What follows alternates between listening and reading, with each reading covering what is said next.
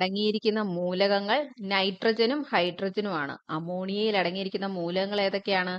നൈട്രജനും ഹൈഡ്രജനുമാണ്. നിറമില്ലാത്ത രൂക്ഷഗന്ധമുള്ള ഒരു വാതകമാണ് അമോണിയ. നിറമില്ലാത്ത രൂക്ഷഗന്ധമുള്ള ഒരു വാതകമാണ് അമോണിയ.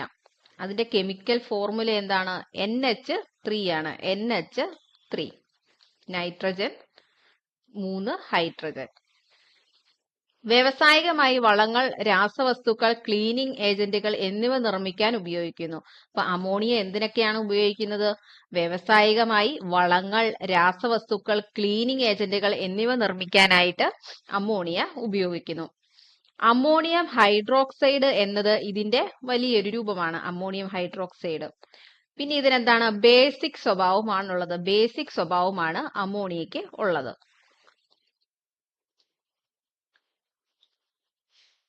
ജലത്തിൽ ഏറ്റവും നന്നായി ലയിക്കുന്ന വാതകമാണ് അമോണിയ. ജലത്തില് നന്നായിട്ട് ലയിക്കുന്ന ഒരു വാതകമാണ് അമോണിയ എന്ന് പറയുന്നത്. വായുവിനേക്കാൾ കുറഞ്ഞ സാന്ദ്രതയാണ് അമോണിയക്കുള്ളത്. അപ്പം അമോണിയ എങ്ങനെയാണ്? വായുവിനേക്കാൾ സാന്ദ്രത കുറവാണ്. അമോണിയയുടെ തന്മാത്രയുടെ ആകൃതി ട്രൈഗണൽ പിരമിഡലാണ്. Trigonal pyramidal. അമോണിയയുടെ തന്മാത്രയുടെ ആകൃതി എന്ന് പറയുന്നത് ട്രൈഗണൽ പിരമിഡാണ്. അതാണ് ഈ ചിത്രത്തിൽ കാണിച്ചിരിക്കുന്നത്. ഒരു നൈട്രജനും 3 ഹൈഡ്രജൻ തന്മാത്രകളുമാണ് അടങ്ങിയിരിക്കുന്നത്. ട്രൈഗണൽ പിരമിഡ് എന്ന് പറയും. അമോണിയ നിർമ്മാണത്തിൽ നൈട്രജന്റെയും ഹൈഡ്രജന്റെയും അനുപാതം എന്ന് പറയുന്നത് 1:3 ആണ്. അമോണിയ നിർമ്മാണത്തിൽ നൈട്രജന്റെയും ഹൈഡ്രജന്റെയും അനുപാതം 1:3 ആണ്. അതായത് ഒരു നൈട്രജനും 3 ഹൈഡ്രജനും ആണുള്ളത്. അമോണിയയുടെ തിളനില -33.5 ഡിഗ്രി സെൽഷ്യസ് ആണ്. അമോണിയയുടെ തിളനില എത്രയാണ്? -33.5 ഡിഗ്രി സെൽഷ്യസ് ആണ്. ഖരനില, അമോണിയയുടെ ഖരനില എത്രയാണ്? 77.7 ഡിഗ്രി സെൽഷ്യസ് ആണ്. 77.7 ഡിഗ്രി സെൽഷ്യസ്. അമോണിയ വ്യാവസായികമായി നിർമ്മിക്കാനുള്ള പ്രക്രിയ കണ്ടെത്തിയ ശാസ്ത്രജ്ഞനാണ് ഫ്രിറ്റ്സ് ഹേബർ. 1912 കണ്ടുപിടിച്ചത്. അപ്പൊ അമോണിയ വ്യാവസായികമായി നിർമ്മിക്കാനുള്ള പ്രക്രിയ കണ്ടെത്തിയ ശാസ്ത്രജ്ഞൻ ഫ്രിറ്റ്സ് ഹേബർ ആണ്. 1912 കണ്ടുപിടിച്ചത്. അമോണിയ വ്യാവസായികമായി നിർമ്മിക്കുന്ന പ്രക്രിയ ഹേബർ പ്രക്രിയയാണ്. ഹേബറിന്റെ പേരിലുള്ള, ഹേബർ കണ്ടുപിടിച്ചുകൊണ്ട് ഹേബർ പ്രക്രിയ എന്ന് അറിയപ്പെടുന്നു. അമോണിയ വ്യാവസായികമായി ഉൽപ്പാദിപ്പിക്കുന്ന പ്രക്രിയയാണ് ഹേബർ പ്രക്രിയ. ഹേബർ പ്രക്രിയയിൽ ആവശ്യമായ ഊഷ്മാവ് എത്രയാണ്? 450 ഡിഗ്രി സെൽഷ്യസ് ആണ്. ഹേബർ പ്രക്രിയയിൽ ആവശ്യമായ ഊഷ്മാവ് 450 ഡിഗ്രി സെൽഷ്യസ് ആണ്. ഹേബർ പ്രക്രിയയിൽ ഉപയോഗിക്കുന്ന ഉൾപ്രേരകം ഏതാണ്? ഇരുമ്പാണ്. ഹേബർ പ്രക്രിയയിൽ ഉപയോഗിക്കുന്ന ഉൾപ്രേരകം ഇരുമ്പ്. ഐസ് ഫാക്ടറികളിൽ കൂളന്റായി ഉപയോഗിക്കുന്ന വാതകം അമോണിയയാണ്. ഐസ് ഫാക്ടറികളിൽ കൂളന്റ് ആയിട്ട് ഉപയോഗിക്കുന്നത് അമോണിയയാണ്. ഐസ് ഫാക്ടറികളിൽ കൂളന്റ് ആയിട്ട് ഉപയോഗിക്കുന്നത് അമോണിയ. റെഫ്രിജറേറ്ററുകൾ കൂളന്റ് ആയിട്ട് ഉപയോഗിക്കുന്നത് എന്താണ്? ഫ്രിയോൺ ആണ്. റെഫ്രിജറേറ്ററുകളിൽ കൂളന്റ് ആയി ഉപയോഗിക്കുന്നത് ഫ്രിയോൺ ആണ്. നൈട്രജൻ വളങ്ങളുടെ നിർമ്മാണത്തിന് അത്യാവശ്യമായ അസംസ്കൃത വസ്തുവാണ് അമോണിയ. നൈട്രജൻ വളങ്ങളുടെ നിർമ്മാണത്തിന് ഉപയോഗിക്കുന്ന അസംസ്കൃത വസ്തു അമോണിയയാണ്. അമോണിയ വാതകത്തിന്റെ സാന്നിധ്യം അറിയാൻ ഉപയോഗിക്കുന്ന ലായനിയാണ് നെസ്ലേസ് റിയേജന്റ്. അമോണിയ വാതകത്തിന്റെ സാന്നിധ്യം അറിയാൻ ഉപയോഗിക്കുന്ന ലായനി ഏതാണ്? Nessler's reagent. അമോണിയയുടെ ഗാഢജലീയ ലായനിയാണ് ലിക്കർ അമോണിയ എന്നറിയപ്പെടുന്നത്. അമോണിയയുടെ ഗാഢജലീയ ലായനി അറിയപ്പെടുന്നത് ലിക്കർ അമോണിയ. ദ്രവീകരിച്ച അമോണിയ ലിക്വിഡ് അമോണിയ എന്നറിയപ്പെടുന്നു. ദ്രവീകരിച്ച അമോണിയ അറിയപ്പെടുന്നത് എങ്ങനെയാണ്? Liquid ammonia. കൃത്രിമ അഗ്നിപർവ്വതം ഉണ്ടാക്കാൻ ഉപയോഗിക്കുന്ന രാസവസ്തുവാണ് അമോണിയം ഡെക്രോമേറ്റ്. കൃത്രിമ അഗ്നിപർവ്വതം ഉണ്ടാക്കാൻ ഉപയോഗിക്കുന്ന രാസവസ്തു എന്താണ്? അമോണിയം ഡെക്രോമേറ്റ് ആണ്. അമോണിയ വാതകത്തെ നിർജ്ജലീകരിക്കാൻ ഉപയോഗിക്കുന്നത് കാൽസ്യം ഓക്സൈഡ് ആണ്. അമോണിയ വാതകത്തെ നിർജ്ജലീകരിക്കാൻ ഉപയോഗിക്കുന്നത് എന്താണ്? Calcium oxide. അമോണിയം ക്ലോറൈഡിന്റെ നിറം വെള്ളയാണ്. അമോണിയം ക്ലോറൈഡിന്റെ നിറം വെള്ള. നവസാരം, സാൽ അമോണിയാക്ക് എന്തതിന്റെ രാസനാമമാണ്? അമോണിയം ക്ലോറൈഡ് ആണ്. അമോണിയം ക്ലോറൈഡ് ആണ്. നവസാരം, സാൽ അമോണിയാക്കൊക്കെ അമോണിയം ക്ലോറൈഡിനെ പറയുന്നതാണ്. സ്മെല്ലിംഗ് സാൾട്ട് എന്നറിയപ്പെടുന്നത് എന്താണ്? അമോണിയം കാർബണേറ്റ് ആണ് സ്മെല്ലിംഗ് സാൾട്ട് എന്നറിയപ്പെടുന്നത്. സ്മെല്ലിംഗ് സാൾട്ട് അമോണിയം കാർബണേറ്റ് ആണ്. ഇനി അമോണിയം സംയുക്തങ്ങൾ ഏതൊക്കെയാണെന്ന് നോക്കാം. Ammonium sulphate. അമോണിയം സൾഫേറ്റ് എന്തിനാണ് ഉപയോഗിക്കുന്നത്? മണ്ണിൽ ഉപയോഗിക്കുന്ന ഒരു പ്രധാന നൈട്രജൻ വളമാണ് അമോണിയം സൾഫേറ്റ്. അമോണിയം സൾഫേറ്റ് എന്താണ്? മണ്ണിൽ ഉപയോഗിക്കുന്ന ഒരു പ്രധാന നൈട്രജൻ വളമാണ് അമോണിയം സൾഫേറ്റ്. Ammonium nitrate. കാർഷിക ആവശ്യങ്ങൾക്കുള്ള വളമാണ് അമോണിയം നൈട്രേറ്റ്. കാർഷിക ആവശ്യങ്ങൾക്കുള്ള വളമാണ് അമോണിയം നൈട്രേറ്റ്. Ammonium carbonate. ബേക്കറികളിൽ പുളിപ്പിക്കൽ ഏജന്റ് ആയിട്ട് ഉപയോഗിക്കുന്നതാണ് അമോണിയം കാർബണേറ്റ്. അപ്പൊ അമോണിയം കാർബണേറ്റ് എന്തിനാണ് ഉപയോഗിക്കുന്നത്? ബേക്കറികളിൽ പുളിപ്പിക്കൽ ഏജന്റ് ആയിട്ട് ഉപയോഗിക്കുന്നത് അമോണിയം കാർബണേറ്റ് ആണ്.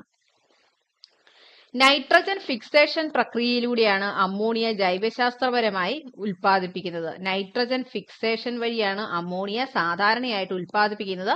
എന്നാൽ വ്യാവസായികമായി ഉൽപ്പാദിപ്പിക്കുന്നത് ഏതാണ്? ഹേബർ പ്രക്രിയയാണ്. അപ്പൊ ഈ രണ്ട് രീതിയിലുമാണ് അമോണിയ ഉൽപ്പാദിപ്പിക്കുന്നത്. ആദ്യത്തെ രീതി എന്താണ്? നൈട്രജൻ ഫിക്സേഷൻ ആണ്. പക്ഷെ വ്യാവസായികമായി ഉൽപ്പാദിപ്പിക്കുന്ന ഹേബർ പ്രക്രിയ. അപ്പൊ നൈട്രജൻ ഫിക്സേഷനും ഉണ്ട്, ഹേബർ പ്രക്രിയയും ഉണ്ട്. Carbon dioxide. നിറമില്ലാത്ത മണമില്ലാത്ത ഹരിതഗൃഹവാതകമാണ് കാർബൺ ഡൈ ഓക്സൈഡ്. നിറമില്ലാത്ത മണമില്ലാത്ത ഹരിതഗൃഹവാതകമാണ് കാർബൺ ഡൈ ഓക്സൈഡ്. കാലാവസ്ഥാ വ്യതിയാനത്തിന്റെ ഒരു പ്രധാന ഘടകം കാർബൺ ഡൈ ഓക്സൈഡ് ആണ്. കാലാവസ്ഥാ വ്യതിയാനത്തിന്റെ ഒരു പ്രധാന ഘടകം കാർബൺ ഡൈ ഓക്സൈഡ് ആണ്. അന്തരീക്ഷത്തിൽ കാർബൺ ഡൈ ഓക്സൈഡിന്റെ അളവ് കൂടുമ്പോഴാണ് ചൂട് ഒക്കെ കൂടുന്നത്.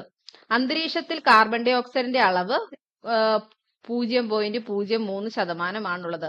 അന്തരീക്ഷത്തിൽ കാർബൺ ഡൈ ഓക്സൈഡിന്റെ അളവ് എത്രയാണ്? 0.03%. ആസിഡുകൾ കാർബണേറ്റുകളുമായി പ്രവർത്തിക്കുമ്പോൾ സ്വതന്ത്രമാകുന്ന വാതകം കാർബൺ ഡൈ ഓക്സൈഡ് ആണ്. ആസിഡുകളും കാർബണേറ്റുകളുമായി പ്രവർത്തിക്കുമ്പോൾ സ്വതന്ത്രമാകുന്ന വാതകം കാർബൺ ഡൈ ഓക്സൈഡ് ആണ്. ചുണ്ണാമ്പ് വെള്ളത്തെ പാൽ നിറമാക്കുന്ന വാതകം ഏതാണ്? കാർബൺ ഡൈ ഓക്സൈഡ് ആണ്. ചുണ്ണാമ്പ് വെള്ളത്തെ പാൽ നിറമാക്കുന്ന വാതകം കാർബൺ ഡൈ ഓക്സൈഡ്. പ്രകാശ സംശ്ലേഷണത്തിനായി സസ്യങ്ങൾ പ്രയോജനപ്പെടുത്തുന്ന വാതകം കാർബൺ ഡൈ ഓക്സൈഡ്. പ്രകാശ സംശ്ലേഷണത്തിനായി സസ്യങ്ങൾ പ്രയോജനപ്പെടുത്തുന്ന വാതകം കാർബൺ ഡൈ ഓക്സൈഡ്. ആഗോള താപനത്തിന് കാരണമാകുന്ന വാതകം കാർബൺ ഡൈ ഓക്സൈഡ്. ആഗോള താപനത്തിന് കാരണമാകുന്ന വാതകം കാർബൺ ഡൈ ഓക്സൈഡ്. സസ്യങ്ങൾ രാത്രി പുറപ്പെടുവിക്കുന്ന വാതകം കാർബൺ ഡൈ ഓക്സൈഡ്. സസ്യങ്ങൾ രാത്രി പുറപ്പെടുവിക്കുന്ന വാതകം കാർബൺ ഡൈ ഓക്സൈഡ്. തീ അണയ്ക്കുന്നതിന് ഉപയോഗിക്കുന്ന വാതകം കാർബൺ ഡൈ ഓക്സൈഡ്. തീ അണയ്ക്കുന്നതിന് ഉപയോഗിക്കുന്ന വാതകം കാർബൺ ഡൈ ഓക്സൈഡ്. അഗ്നിശമനികളിൽ ഉപയോഗിക്കുന്ന വാതകം ഏതാണെന്ന് ചോദിച്ചാൽ കാർബൺ ഡൈ ഓക്സൈഡ്. അഗ്നിശമനികളിൽ ഉപയോഗിക്കുന്ന വാതകം ഏതാണ്? Carbon dioxide. മാവ് പുളിക്കുമ്പോൾ പുറത്തു വരുന്ന വാതകം ഏതാണെന്ന് ചോദിച്ചാൽ കാർബൺ ഡൈ ഓക്സൈഡ്. മാവ് പുളിക്കുമ്പോൾ പുറത്തു വരുന്ന വാതകം carbon dye oxide.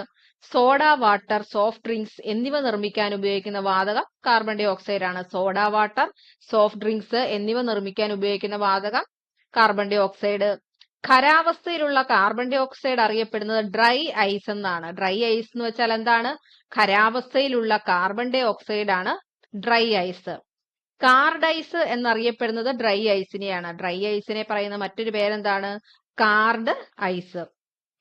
Cooling agent ആയി ഉപയോഗിക്കുന്ന വാതകമാണ് ഡ്രൈ ഐസ്. കൂളിംഗ് ഏജന്റ് ആയിട്ട് ഉപയോഗിക്കുന്ന വാതകമാണ് ഡ്രൈ ഐസ്. കൃത്രിമ ശ്വാസോച്ഛ്വാസം നൽകാനായി ആശുപത്രികളിൽ ഉപയോഗിക്കുന്ന കാർബൺ സംയുക്തം ഉള്ള വാതകമാണ് കാർബോജൻ.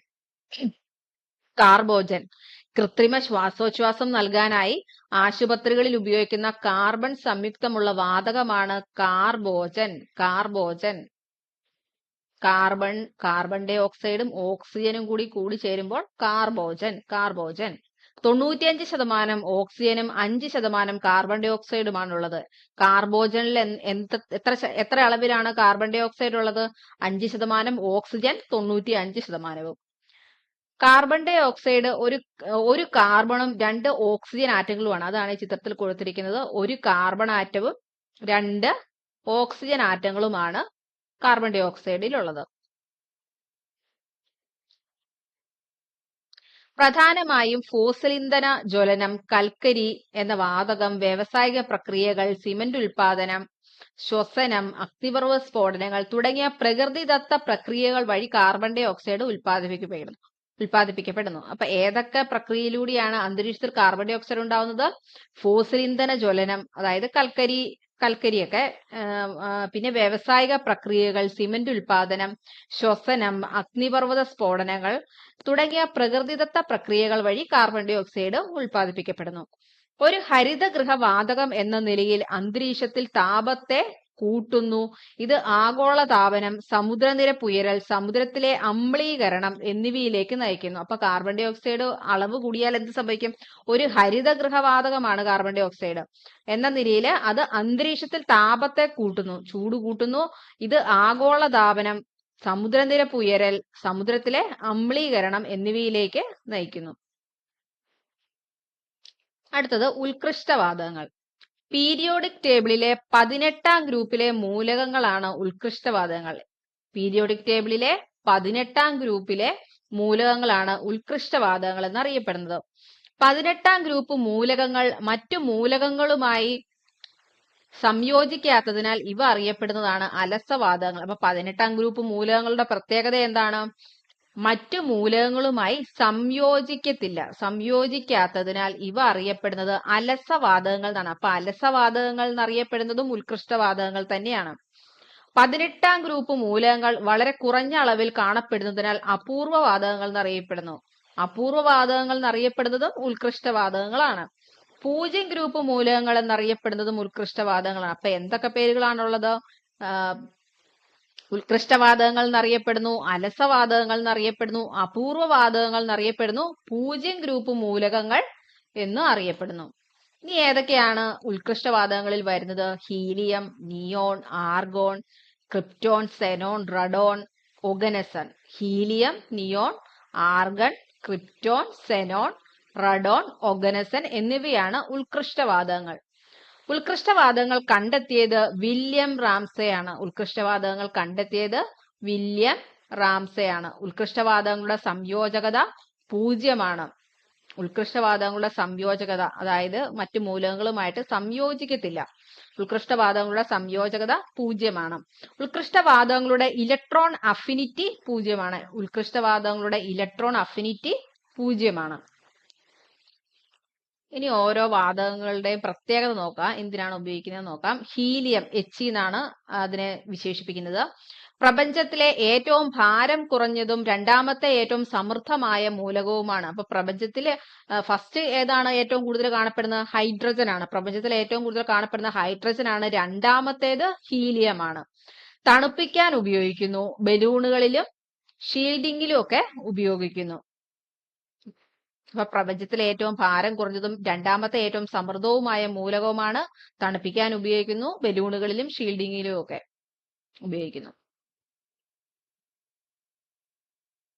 നിയോൺ Ne എന്നാണ് അറിയപ്പെടുന്നത്. വാക്യൂം ട്യൂബുകളിലും നിയോൺ വിളക്കുകളിലും ഉപയോഗിക്കുന്നു. അതിന്റെ തിളക്കമുള്ള ചുവപ്പ് ഓറഞ്ച് നിറമൊക്കെ നൽകാൻ വേണ്ടിയിട്ട് ഉപയോഗിക്കുന്നത് നിയോൺ ആണ്. നിയോൺ വാതകമാണ് എന്ത് ബൾബുകളിലും ഒക്കെ ചുവപ്പ് ഓറഞ്ച് നിറം നൽകാനായിട്ട് ഉപയോഗിക്കുന്നത്. ആർഗൺ, Ar എന്ന് സൂചിപ്പിക്കുന്നു. ഭൂമിയുടെ അന്തരീക്ഷത്തിൽ ഏറ്റവും സാധാരണയായ ഉത്കൃഷ്ടവാതകമാണ് ആർഗൺ. 0.93% ആർഗൺ കാണപ്പെടുന്നത്. വെൽഡിങ്ങിൽ ഒരു നിഷ്ക്രിയ സംരക്ഷണ വാതകമായി പലപ്പോഴും ഉപയോഗിക്കുന്നു. അപ്പം ആർഗൺ എന്തിനാണ് ഉപയോഗിക്കുന്നത്? ഭൂമിയുടെ അന്തരീക്ഷത്തിൽ ഏറ്റവും സാധാരണമായ ഉത്കൃഷ്ടവാതകമാണ് ആർഗൺ. 0.93% കാണപ്പെടുന്നത്. വെൽഡിങ്ങിൽ ഒരു നിഷ്ക്രിയ സംരക്ഷണ വാതകമായി ഉപയോഗിക്കുന്നു. ക്രിപ്റ്റോൺ, Kr എന്ന് അറിയപ്പെടുന്നു. Kr എന്നാണ് സൂചിപ്പിക്കുന്നത്. അതിവേഗ ഫോട്ടോഗ്രാഫിക് ഫ്ലാഷുകളിലും ലൈറ്റിംഗിലും ഉപയോഗിക്കുന്നു. അപ്പൊ ക്രിപ്റ്റോൺ ഉപയോഗിക്കുന്നത് എന്തിനാണ്? ഫോട്ടോഗ്രാഫിക് ഫ്ലാഷുകളിലും ലൈറ്റിംഗിലും ഉപയോഗിക്കുന്നത് ക്രിപ്റ്റോൺ ആണ്. സെനോൺ, Xe എന്നാണ് ഉപയോഗിക്കുന്നത്. പ്രത്യേക വിളക്കുകളിലും സ്ട്രോബോസ്കോപ്പുകൾ, ഓട്ടോമോറ്റീവ്, അനസ്തെറ്റിക് ആയിട്ടും ഉപയോഗിക്കുന്നു. അപ്പൊ പ്രത്യേക വിളക്കുകളിലും അനസ്തെറ്റിക് ആയിട്ട് ഉപയോഗിക്കുന്നത് എന്താണ്? സെനോൺ ആണ്. റഡോൺ, Rn എന്ന് സൂചിപ്പിക്കുന്നു. റേഡിയത്തിന്റെ ക്ഷയം മൂലം ഉൽപ്പാദിപ്പിക്കപ്പെടുന്ന ഒരു റേഡിയോ ആക്റ്റീവ് ഉത്തമ വാതകം. ചിലപ്പോൾ റേഡിയോ തെറാപ്പിയിൽ ഉപയോഗിക്കുന്നു. റേഡിയോ തെറാപ്പിയിലൊക്കെ ഉപയോഗിക്കുന്നത് റഡോൺ ആണ്. ഒഗനസൺ, Og എന്നാണ് സൂചിപ്പിക്കുന്നത്. ആപേക്ഷിക ഫലങ്ങൾ കാരണം ഗുണങ്ങളിൽ നേരിയ വ്യത്യാസമുണ്ടാകുമെന്ന് പ്രതീക്ഷിക്കുന്ന കൃത്രിമവും ഉയർന്ന റേഡിയോ ആക്റ്റീവ് സ്വഭാവവുമുള്ള മൂലകമാണ്. ഉയർന്ന റേഡിയോ ആക്റ്റീവ് സ്വഭാവമുള്ള മൂലകമാണ് ഒഗനസൺ. അഷ്ടക നിയമം പാലിക്കാത്ത പൂജ്യം ഗ്രൂപ്പ് മൂലകമാണ് ഹീലിയം. അഷ്ടക നിയമം പാലിക്കാത്ത പൂജ്യം ഗ്രൂപ്പ് മൂലകം ഏതാണെന്ന് ചോദിച്ചിട്ടുണ്ടെങ്കിൽ ഹീലിയമാണ്. ഹീലിയത്തിന്റെ തിളനില എത്രയാണ്? 4.2 കെൽവിൻ ആണ്. 4.2 K ആണ് ഹീലിയത്തിന്റെ തിളനില. പരസ്യ ബോർഡുകളിലും ട്യൂബ് ലൈറ്റുകളിലും ഉപയോഗിക്കുന്ന ഉത്കൃഷ്ടവാതകം നിയോൺ ആണ്. അതായത് നിയോൺ ചുവപ്പ്, ഓറഞ്ച് നിറം നൽകാനായിട്ട് ഉപയോഗിക്കുന്നു. ബോർഡുകളിലെ ട്യൂബ് ലൈറ്റുകളിലൊക്കെ ഉപയോഗിക്കുന്നു. ഏറ്റവും സാന്ദ്രത കൂടിയ വാതകം റെഡോൺ. ഏറ്റവും സാന്ദ്രത കൂടിയ വാതകം റെഡോൺ ആണ്. വളരെ കുറഞ്ഞ അളവിൽ കാണപ്പെടുന്ന റേഡിയോ ആക്ടിവിറ്റി ഉള്ള വാതകമാണ് റെഡോൺ. വളരെ കുറഞ്ഞ അളവിൽ കാണപ്പെടുന്ന റേഡിയോ ആക്ടിവിറ്റി ഉള്ള വാതകമാണ് റെഡോൺ. വായുവിൽ അടങ്ങിയ ഒരു അപൂർവ അലസവാതകമാണ് ആർഗൺ. വായുവിൽ അടങ്ങിയ ഒരു അപൂർവ അലസവാതകമാണ് ആർഗൺ. ബൾബിനുള്ളിൽ നിറച്ചിരിക്കുന്ന വാതകം ആർഗൺ ആണ്. ബൾബിനുള്ളിൽ നിറച്ചിരിക്കുന്ന വാതകം ഏതാണെന്ന് ചോദിച്ചാൽ ആർഗൺ ആണ്. അന്തരീക്ഷത്തിൽ ഏറ്റവും കൂടുതൽ കാണപ്പെടുന്ന അലസവാതകം ഏതാണ്? ആർഗൺ ആണ്. അന്തരീക്ഷത്തിൽ ഏറ്റവും കൂടുതൽ കാണപ്പെടുന്ന അലസവാതകം ആർഗൺ ആണ്. പ്രപഞ്ചത്തിൽ ഏറ്റവും കൂടുതലുള്ള രണ്ടാമത്തെ മൂലകം ഏതാണെന്ന് ചോദിച്ചാൽ ഹീലിയമാണ്. പ്രപഞ്ചത്തിൽ ഏറ്റവും കൂടുതലുള്ള രണ്ടാമത്തെ മൂലകം ഏതാണെന്ന് ചോദിച്ചാൽ ഹീലിയമാണ്. ഏറ്റവും ഭാരം കുറഞ്ഞ രണ്ടാമത്തെ മൂലകം ഹീലിയമാണ്. ഭാരം കുറഞ്ഞ രണ്ടാമത്തെ മൂലകം ഹീലിയം. ഏറ്റവും ഭാരം കുറഞ്ഞ ഉത്കൃഷ്ടവാതകം ഹീലിയം. ഏറ്റവും ഭാരം കുറഞ്ഞ ഉത്കൃഷ്ടവാതകം ഹീലിയം. സൂര്യനിൽ ഏറ്റവും കൂടുതലുള്ള രണ്ടാമത്തെ വാതകം ഹീലിയം. അപ്പൊ ആദ്യത്തെ വാതകം ഏതാണ്? ഹൈഡ്രജൻ ആണ് അല്ലെ? സൂര്യനിൽ ഏറ്റവും കൂടുതലുള്ള ഒന്നാമത്തെ വാതകം ചോദിച്ചിട്ടുണ്ടെങ്കിൽ ഹൈഡ്രജനും രണ്ടാമത്തേത് ഹീലിയവുമാണ്. ന്യൂക്ലിയർ ഫ്യൂഷന്റെ ഫലമായി സൂര്യനിൽ താപം രൂപം കൊള്ളുന്ന വാതകം ഏതാണെന്ന് ചോദിച്ചാൽ ഹീലിയമാണ്. ന്യൂക്ലിയർ ഫ്യൂഷന്റെ ഫലമായി സൂര്യനിൽ രൂപം കൊള്ളുന്ന വാതകം ഹീലിയം. ഏറ്റവും കുറഞ്ഞ തിളനിലയുള്ള മൂലകം ഹീലിയമാണ്. ഏറ്റവും കുറഞ്ഞ തിളനിലയുള്ള മൂലകം ഹീലിയം. കാലാവസ്ഥാ നിരീക്ഷണത്തിന് ഉപയോഗിക്കുന്ന ബലൂണുകൾ നിറച്ചിരിക്കുന്ന വാതകം ഹീലിയമാണ്. കാലാവസ്ഥ നിരീക്ഷണത്തിന് ഉപയോഗിക്കുന്ന ബലൂണുകളിൽ നിറച്ചിരിക്കുന്ന വാതകം ഹീലിയം.